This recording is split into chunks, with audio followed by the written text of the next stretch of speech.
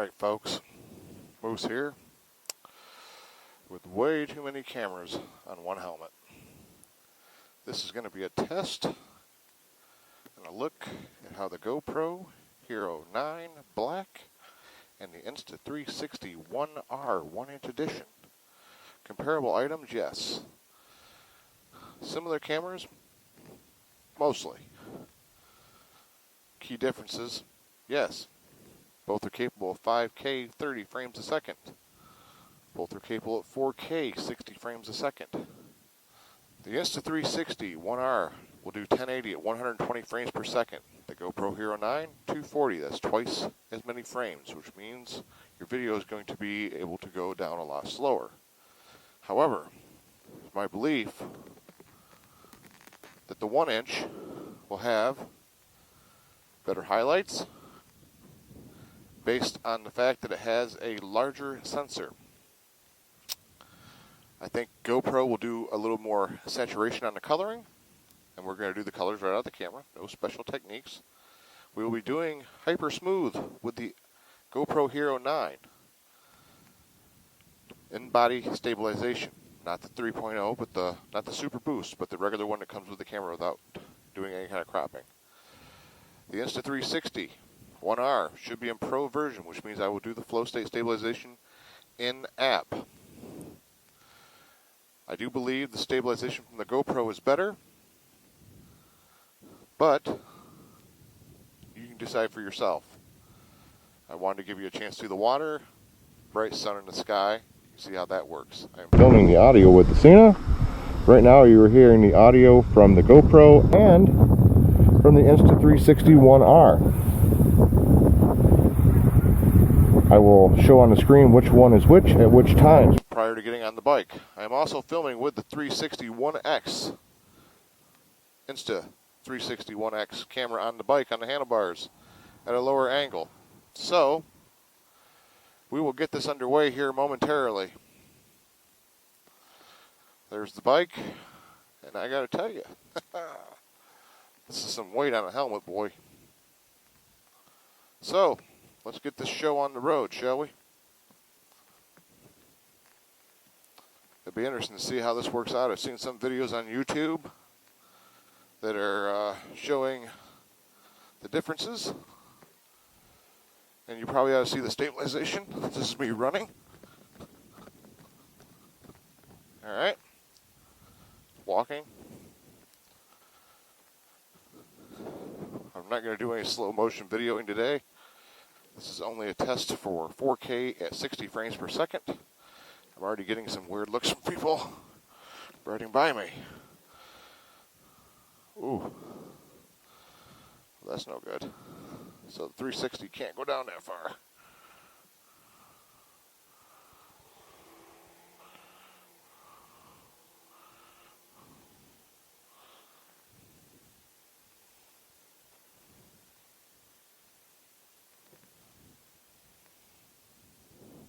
Alright, now we're clear. But they don't fall off. I am also strapped to the helmet just in case. 'Cause that would suck.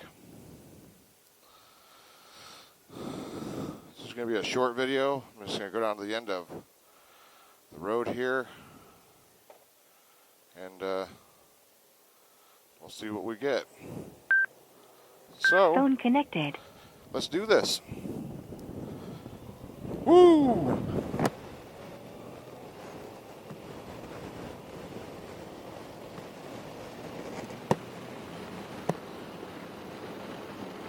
All right. So, here we be. Enough angles for you?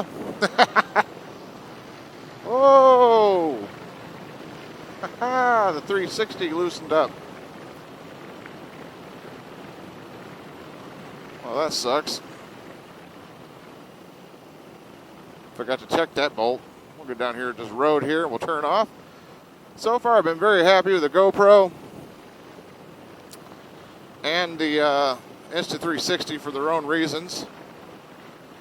I will say the GoPro is nice on the fact that it has the mount built in, so I don't ever have to remember to take the cage and and that's nice. It does take a lot of weight off the helmet.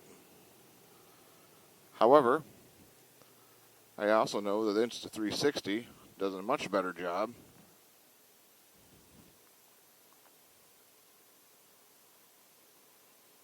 with the darkness. Wish I had to hold on to that, I guess. Does better in low light because of the sensor size. I'm just going to get down to the road here, and then that'll be enough of a test, enough video for me to look at and go from there. But yeah, I've been happy with the Hero 9 so far. I got a lot of videos to put out from my trip and other videos I've made. Been working 10-hour days, so that Insta360 is all over the place today, boy. But it's been going quite well.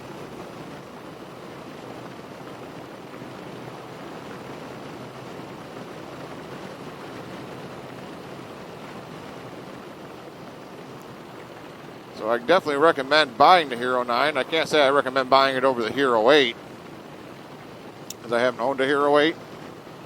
But I do like the form factor. It is weird being a little bigger.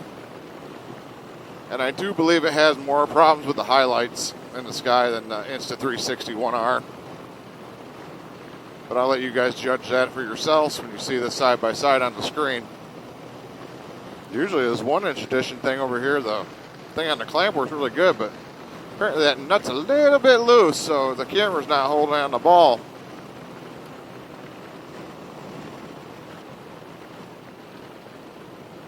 Oh, man. I think it's just all over the place. That ought to be an interesting video. I'd have been better off holding it.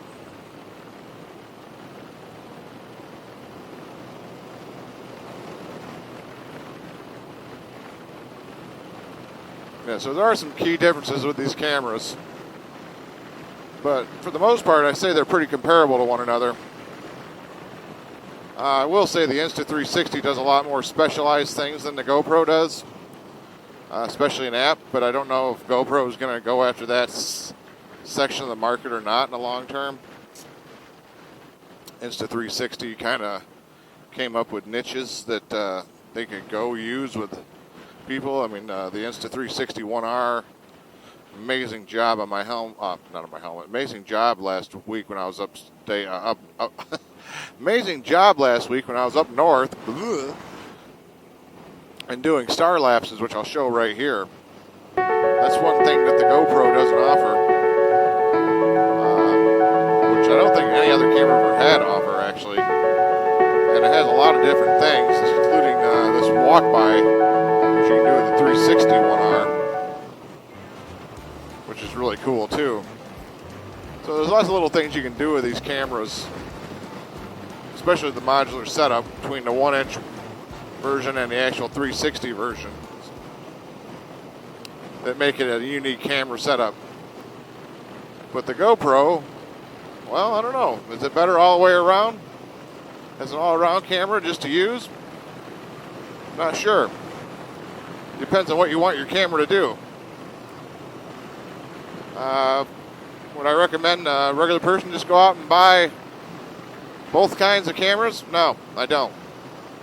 Say get the one you like the most and stick with it. GoPro is a well-known household name. You can't go wrong with a good GoPro, in my opinion. I tried the Insta360s out just because I wanted to try something different.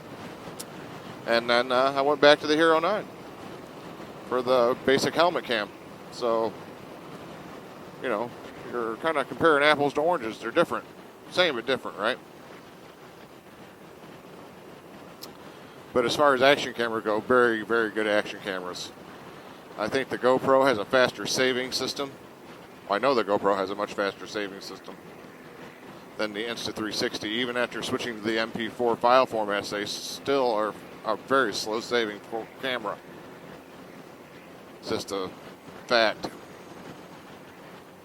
One thing I like about the Insta360 is that in 4K 60 frames a second, I believe it'll run at least a 30 to 60 to 90 minute video.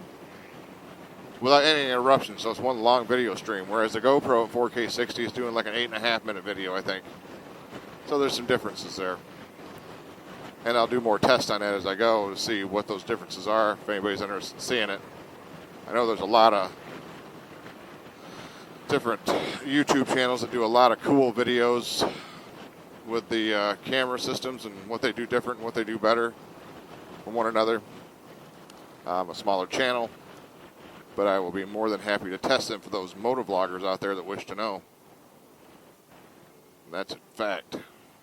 Well, that was a Triumph trophy, I think. I owned one of those once. Aha. But I'm going to pull these off here.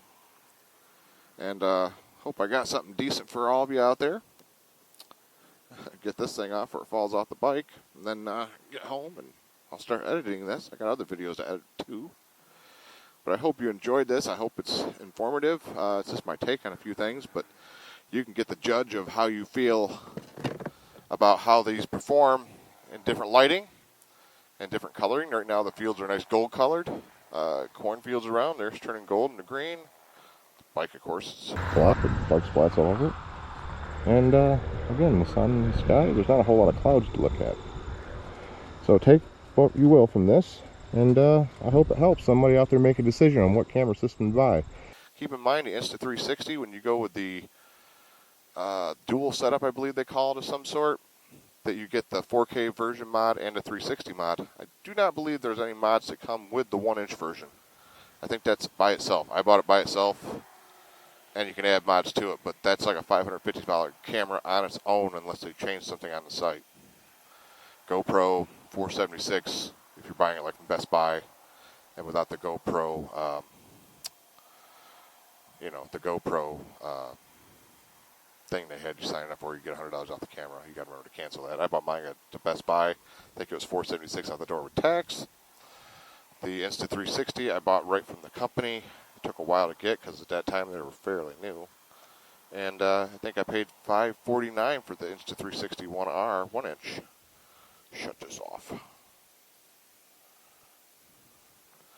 And then I paid was it around $400 for the Insta360 4K and 360 mods. And that's cool. I never really used the 4K mod, but I have used the 360 version a lot. And that thing is fun. So it's cool that you get two cameras for the price of one when you do it that way. And they got an interesting design. So, there's some things that they do better. But I'm going to get this off and get home. And I'll be talking at you later. This is Moose saying keep it safe out there. I'll be talking at you. Bye.